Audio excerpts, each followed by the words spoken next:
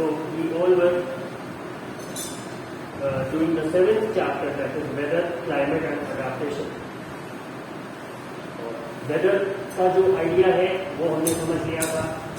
Then we came to climate and the third part of adaptation we have started, जिसमें polar bear अपने conditions में adapt करने के लिए उसके बॉडी में क्या मॉडिफिकेशंस है और किस तरह से over the years polar bears evolve हुए जिससे कि वो उस एक्सट्रीम कोल्ड कंडीशन में सर्वाइव कर सके. वो उन्होंने कैसे करा, क्या क्या मॉडिफिकेशन है, वो आप सबने पढ़ा, उसके बारे में थोड़ा बहुत जाना. Now we are going to move forward. उसके बीच में एक एक्टिविटी भी था जिसपे हमने डिस्कशन किया था और ये होमवर्क के तौर पे आपको मिला था. Activity 7.2. I hope you understand it. Polar bears के बाद नेक्स्ट टर्म आएगा आपका पेंगुइन्स का. पेंगुइन्स के बारे में देखेंगे. समझ माई के टर्म देखो 3 minute.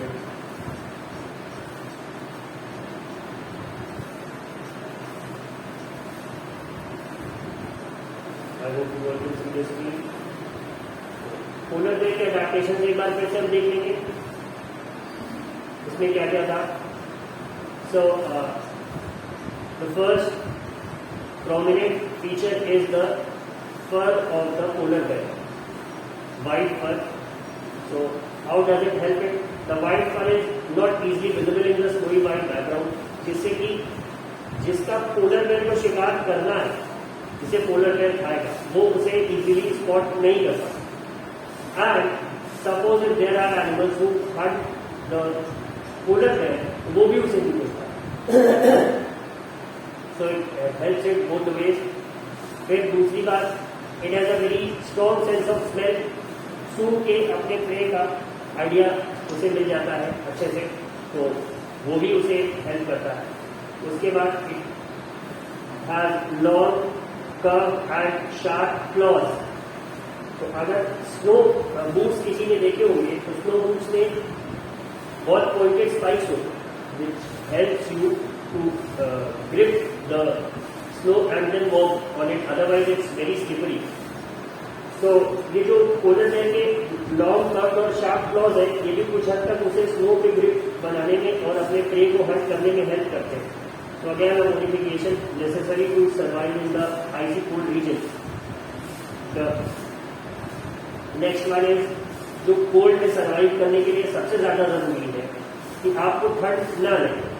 So it has a layer of fat under its skin. एक तो फर हो गया. फर इसका जो है उसके बीच में एयर ट्रैप रहेगी. मीट चैप्टर में हम लोगों ने पढ़ी लिया था कि वूल कैसे आपको गर्म रखता है. So the same thing applies over here also. And then it has a layer of fat under its skin.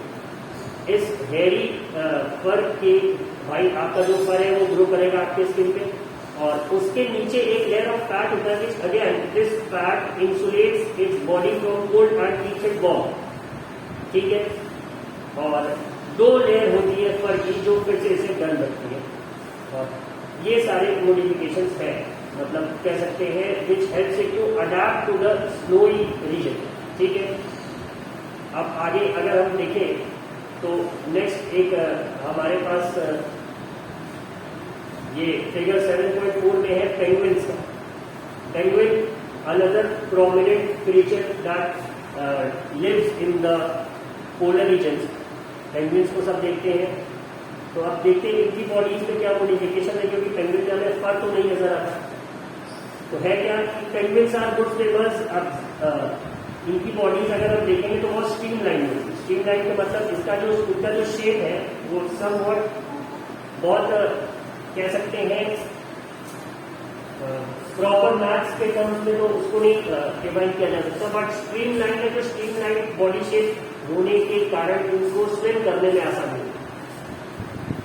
अब and their feet have webs making them good swimmers. अब वेब्स का क्या मतलब हुआ, अगर आप लोगों ने कभी डाइवर्स को देखा, the scuba divers that you often see on Discovery Channel और द नेशनल ज्योग्राफिक, तो उसमें क्या होता है कि अगर आपने देखा हो तो जो स्विमर्स है डाइवर्स है वो अपने पैरों के नीचे एक रबर का कह सकते हैं सॉर्ट ऑफ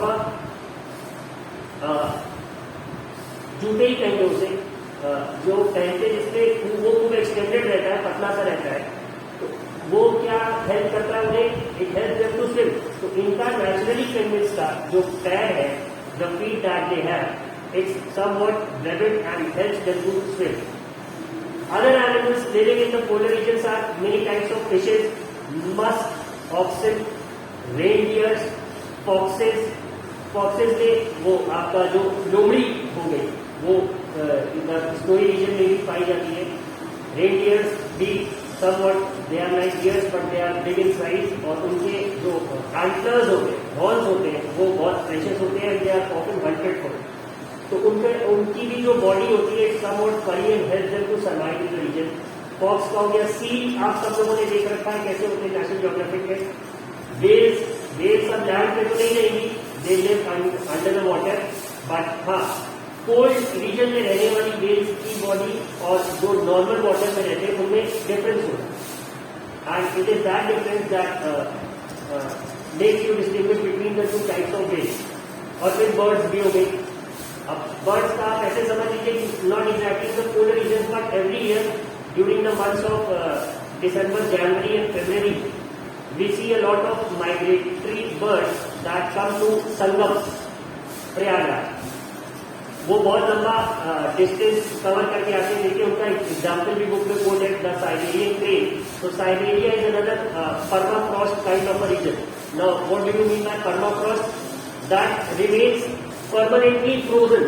तो वहां से वो बर्ड्स ऑलमोस्ट कई हजार किलोमीटर का डिस्टेंस कवर करके उड़ते हुए आते हैं टू दिस रीजन ऑफ संगम और भी जो रिवर एरियाज होते हैं, बिकॉज हमारे लिए वो वेदर ठंडा रहता है बट उनके लिए वो कंपैरेटिवली हॉटर रहता है और बहुत गर्म भी नहीं होता, इस वजह से वो वहां पे सर्वाइव कर जाता है।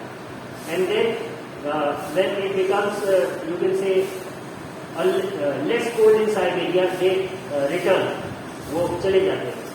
तो ऐसे भी हमारे पास एनिमल्स हैं जिन्होंने अडैप्ट कर रखा है। अब ये जो साइबेरियन क्रेन है, अगर इससे फर नहीं उगा पाया, ये रैबिट फीट नहीं है इसके, तो ये उड़ के आ जाते हैं इतना डिस्टेंस। तो it's also form of adaptation. एक ये एग्जाम्पल हो गया। अब ये एक बहुत अच्छा फैक्ट दिया हुआ है यहाँ पे, सब migratory birds travel as much as 15,000 kilometre to escape the extreme climatic conditions at home. Generally they fly high where the wind flow is helpful and the cold conditions allow them to disperse the heat generated by their flight muscles. But how these birds travel to the same place year after year is still a mystery, क्योंकि उनके पास कोई GPS नहीं है, कोई रास्ता बताने वाला नहीं है, कोई रोड पे साइंस नहीं है जो आपको बता रहे हो कि हाँ ये डेस्टिनेशन आपके इतने किलोमीटर दूर है, but they fly to the same place every year. So this fact has astonished the scientist at times. इस पे रिसर्च है। अब it seems that these birds have a built in sense of direction and know in which direction to travel. Some birds probably use landmarks to guide them. अब landmarks actual में तो नहीं है, but हाँ over the years कह सकते हैं कि बर्ड्स ने प्लेसेस को आइडेंटिफाई कर रखा है टू मेक श्योर कि वो सही डायरेक्शन में जा रहे हैं। ठीक है। Many birds may be guided by the sun during the day and stars at night, जिससे उन्हें डायरेक्शन का सेंस है, ऐसा गेस है। ठीक है। There is some evidence that birds may use the magnetic field of the earth to find direction. अब हम सब जानते हैं कि the gravitational pull that the earth exerts on us is caused by the magnetic phenomena happening in its core। उसी की वजह से हम लोग अर्थ के सरफेस पे चिपके रहते हैं और hence will be cast off in the space। तो इनको समवॉट उस मैग्नेटिक फील्ड का डायरेक्शन सेंस करने का भी एक इन्होंने तरीका डेवलप करा है और उससे भी ये डायरेक्शन का आइडिया मिलता है। अब ये सिर्फ बर्ड्स ही नहीं है जो माइग्रेट करते हैं, कुछ मैमल्स भी है, बहुत सारे फिशेज भी है, इंसेक्ट्स भी सीजनली माइग्रेट करते हैं। वो 15,000 किलोमीटर का डिस्टेंस नहीं, but the insects they cover shorter distances और ऐसी जगह चले जाते हैं जहाँ पे क्लाइमेट कंपैरेटिवली थोड़ा हॉस्पिटेबल हो। तो ये चीजें माइग्रेशन के कैटेगरी में फॉल करती है। Now the next region that we are going to see is tropical rain forest, but before that थोड़ा इस पर डिस्कशन हो जाए। So raise your hand if you want to ask me.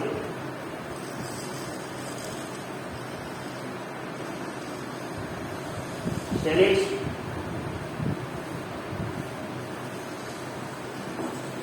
Sir, what are the parts of adaptation of polar bear? what are the Sir, what are adaptations of animal? adaptations नहीं, adaptation। Shailesh, ADAPTATION, adaptation। adaptation क्या है कि किसी जगह पे adjust करने के लिए या वहां रह पाने के लिए आपके बॉडी में जो मॉडिफिकेशन है उन्हें हम अडाप्टेशन कहते हैं। तो पोलर बेयर के अडाप्टेशन, अगर तुम्हारे पास बुक हो शैलेश, तो ये जो फिगर है तुम्हारा figure 7.3 adaptation of polar bear, ये सारे मॉडिफिकेशन होते हैं उसकी बॉडी में जिससे कि वो उतने ठंडे रीजन में सर्वाइव करता है। दिख रहा है Shailesh? Can you see it on the screen? Yes, sir. तो ये सारी चीजें अभी समझाया तो था कि उसका जो फर है, 2 लेयर फैट है और उसके फीट है, ये सारी चीजें उसकी बॉडी में होती हैं जिससे कि वो उस ठंडे रीजन में सर्वाइव करता है। बात समझ आई शैलेश? Yes, sir. ठीक है, नेक्स्ट एनीवन?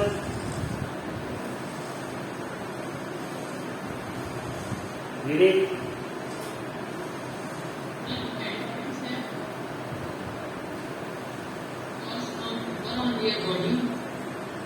नहीं, पेंगुइन्स का फर्क मतलब एटलीस्ट दिखता तो नहीं है और मैंने कहीं पढ़ा भी नहीं है इसके बारे में।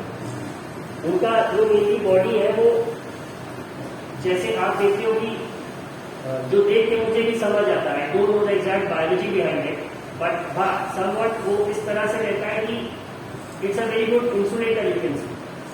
तो जो कोल्ड है या उनकी बॉडी हीट है वो बाहर एस्केप नहीं करता है ठंडे पानी में, और पानी से उनकी स्किन खराब भी नहीं होती है।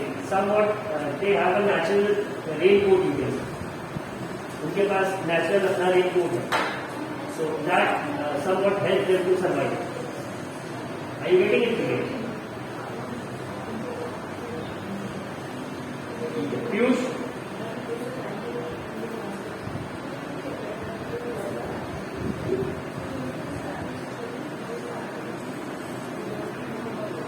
Piyush, do you have to ask anything?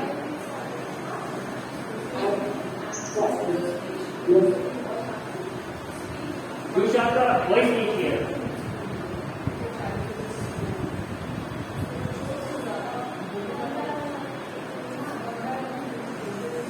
Piyush?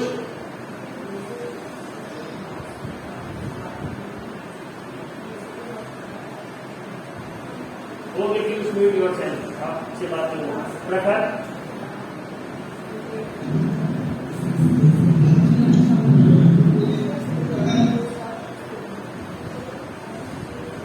प्रखर, there is Vishnu Seth who want to ask? Yes, sir. Then how foxes live in polar regions? How? Foxes? Yes, sir. Foxes का भी मोर और लेस फिनोमेना वही है। Polar bear की बड़ी body तो नहीं होती, बट हाँ उनका फर, पोलर बेयर को जैसे आप देखते हो ना खूब मोटा सा, हम लोग इनफैक्ट किसी कोई हमारे सामने बहुत मोटा सा होता है तो उनसे कहते हैं देखो ये टेडी बेयर जैसा लगता है। तो उतने मोटे तो नहीं होते फॉक्सेस, बट हाँ it's their fur that protects them in those regions. और जैसा कि आपने देखा होगा कि ये जितने भी प्रेडेटरी एनिमल्स होते हैं जो शिकार करके खाते हैं, ये बहुत लॉन्ग डिस्टेंसेस ट्रैवल भी कर सकते हैं। तो फॉक्सेस भी अलग अलग रीजन से आप कहते हैं कि वो चल फिर के अगर बहुत ज्यादा ठंडा हो जा रहा है तो they probably reach a hotter place comparatively, और वो फर ही उनको सेव करता है। और ये जितने प्रेडेटरी एनिमल्स होते हैं इनके जो क्लॉज होते हैं इनमें नाखून होते हैं जिससे कि so that they can tear into the flesh जो शिकार इन्होंने किया है। दांत भी आप लोगों ने पढ़ रखते हैं, केनाइन से बहुत स्ट्रॉन्ग होते हैं। तो ये मतलब कुल मिला के यही सब सारे आपका मॉडिफिकेशन है। Are you getting it?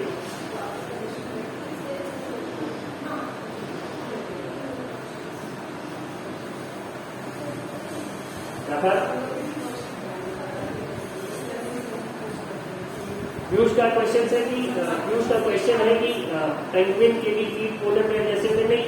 Piyush, penguins don't have claws like the polar bears, but अगर आप ध्यान से देखें तो उनके फीट भी कुछ हद तक मछली के फिन्स की तरह हो, तो वो उन्हें स्विम करने में हेल्प करते हैं. और उनकी जो बॉडी है वो स्ट्रीमलाइन है. स्ट्रीमलाइन मतलब ऐसा कि अगर वो पानी में चलेंगे तो समवट उनका जो हेड है वो पॉइंटेड रहेगा. That helps them to swim comparatively in an easier वे.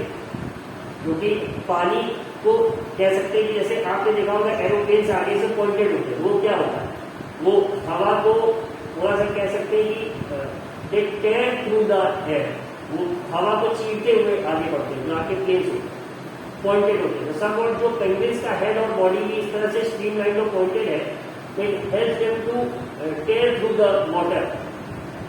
अगर ये काम सबने कर रखा होगा, चलती गाड़ी से हाथ बाहर सबने निकाला, तो if the shape of your car is like this, तो हवा ज्यादा रहेगी. But the moment you make it like this, तो आप देखते हैं कि हाथ आसानी से हवा के बीच में जाता है. But as soon as you again make it like this, तो वो थोड़ा सा पीछे जाता है हवा के फोर्स से.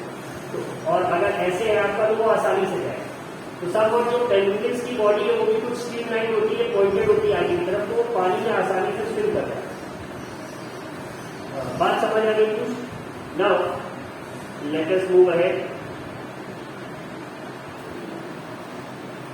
ट्रॉपिकल फॉरेस्ट में रहने वाले एनिमल्स का क्या बॉडी में फीचर होता है which helps them to adapt. तो अब ट्रॉपिकल रीजन का क्लाइमेट सबसे पहले देखें तो कैसा होता है, हॉट होता है और ह्यूमिड होता है, नमी बहुत ज्यादा होता है. ठीक है, तो ये जैसा कि आप देख पा रहे होंगे स्क्रीन पे, the tropical region has generally hot climate because of its location around the equator. Even in the coldest month, the temperature is generally higher than about 15 degrees Celsius. During hot summers, the temperature will cross 40 degrees Celsius. Suhani, your mic is unmuted. Suhani Pal, हमारा mic unmuted. Your voice is very cracking. Satya, there might be a problem at your side.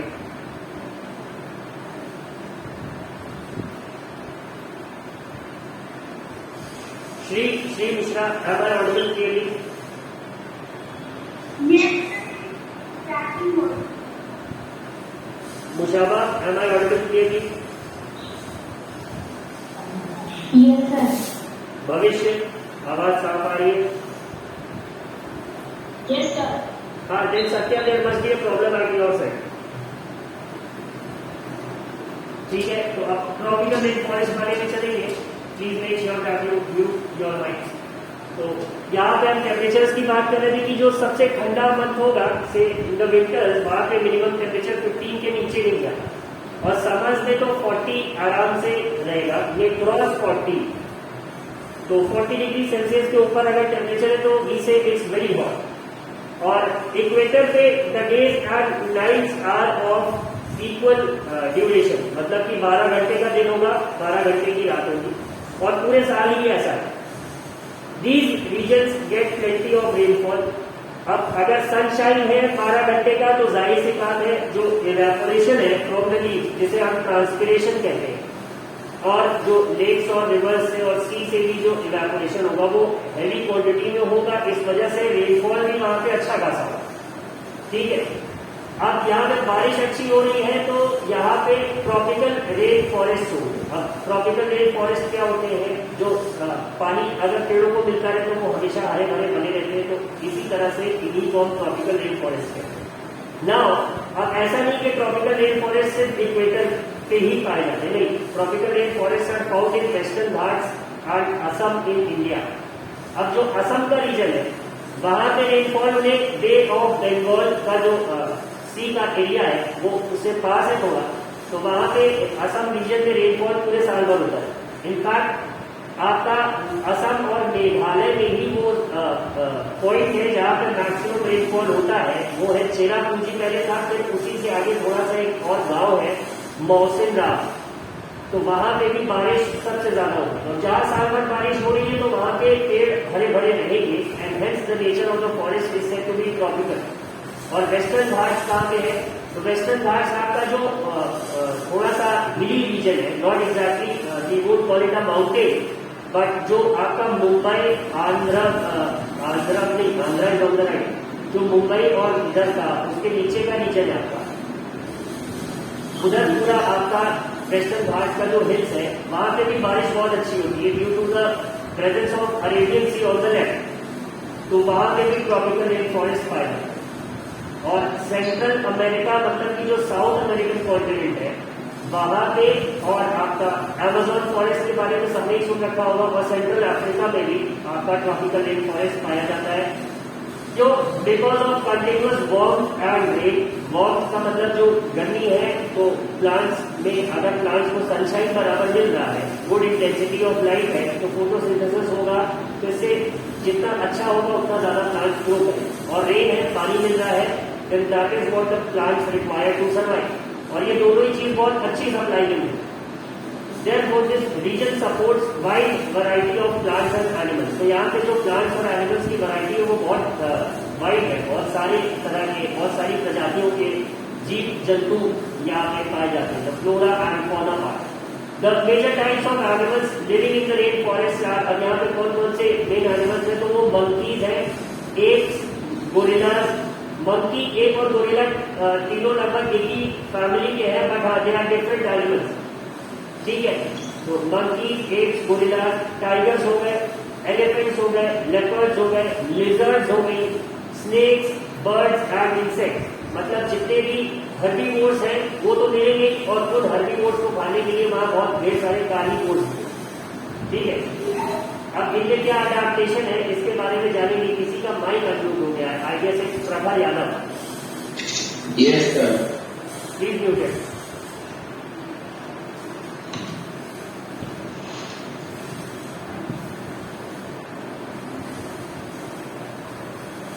अब देखते हैं कि tropical region में रहने वाले animals में क्या आपका चेंज है, क्या उनके बॉडी में मॉडिफिकेशन होता है जिससे वो अडैप्ट करते हैं। किसी और का भी माइक अनम्यूट है, बैकग्राउंड से नॉइज आ रहा है। Please check, everyone please check it whether your mic has been muted. ठीक, तो अब देखते हैं यहाँ पे क्या है। तो अब सबसे पहले अडैप्टेशन जो भी होता है इन दी ऑर्गेनिजम्स और animals, it's because of the climate. जैसा वहां का मौसम होगा, मौसम वर्ड तो वेदर का हो गया, जलवायु वहां की जैसी होगी, द कंडीशन ऑफ द जलवायु, उसी हिसाब से अडैप्टेशन होंगे। तो in the tropical areas the climate is somewhat very hot and humid, उमस या नमी बहुत ज्यादा होगी। तो the climatic conditions in rain forest are highly suitable for supporting an enormous, बहुत ज्यादा बड़े number and variety of animals. Since the numbers are large, there is intense competition for food and shelter. अब क्योंकि वहाँ पे animals का जो population है वो बहुत लार्ज है, तो सब स्पीशीज में कंटिन्यूअस कंपटीशन होता है खाने के लिए और रहने की जगह है। Many animals are adapted to living on the trees. बहुत सारे एनिमल्स पेड़ों में रहने के ही आदी हो गए हैं। They are adapted to living on the trees. एक जैसे फिगर है यहाँ पे 7.7 sorry. Red-eyed frog, if you will see. Let me zoom it for you. ये red-eyed frog है, ये दिख रहा होगा। तो इस तरह से इसके बारे में जानते हैं। It's found in the region.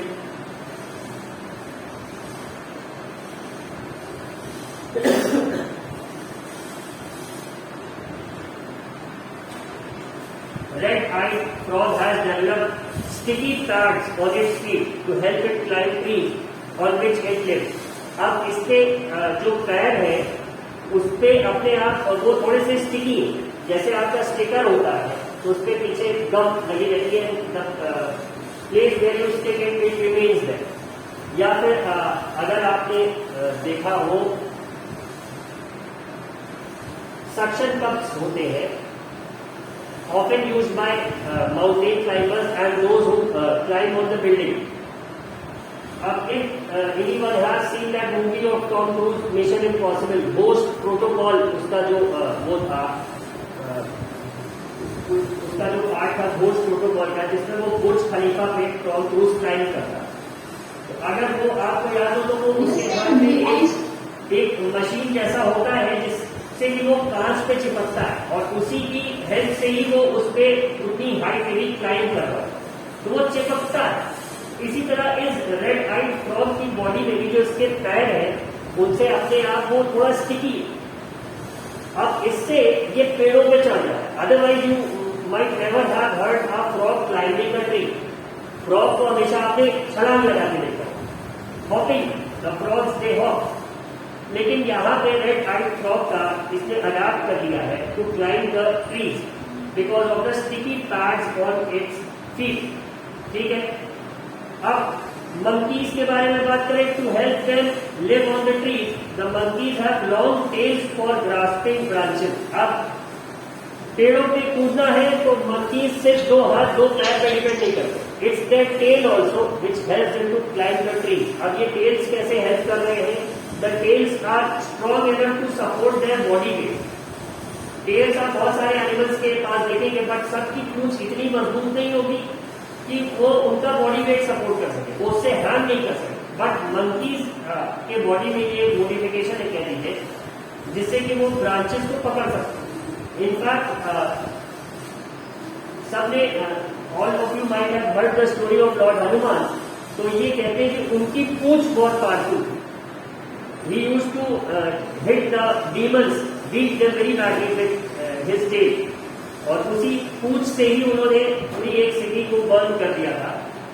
It could grow in size, जैसा कि माइथोलॉजी में कहा गया है कि वो छोटी बड़ी भी हो सकती थी उनकी पूंछ। मतलब the main idea there was to show कि the monkeys have a very strong tell.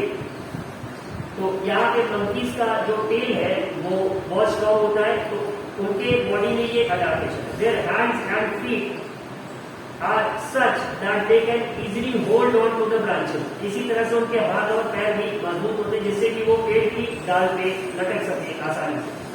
ठीक है, तो ये हमने डिस्कशन करा पेंगुइन्स के बारे में।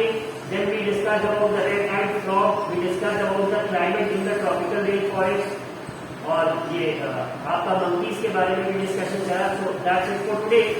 The remaining adaptation will study tomorrow since the time of the class is over. तो अगर होमवर्क के लिए आप बात करेंगे तो all those who haven't completed the activity 7.2 वो उसे करेंगे। और ये जो डायग्राम है आपका पोलर बेयर के एडेप्टेशन का, अगर पोलर बेयर आप नहीं ड्रॉ कर पा रहे तो कोई प्रॉब्लम नहीं। इसके एडेप्टेशन का ये जो फ्लो चार्ट आपको दिख रहा है ये सबकी कॉपी में होना चाहिए। Figure number 7.3 adaptation of polar bear, ये सबके कॉपी में होना चाहिए। So your computer sir is here, over to him. And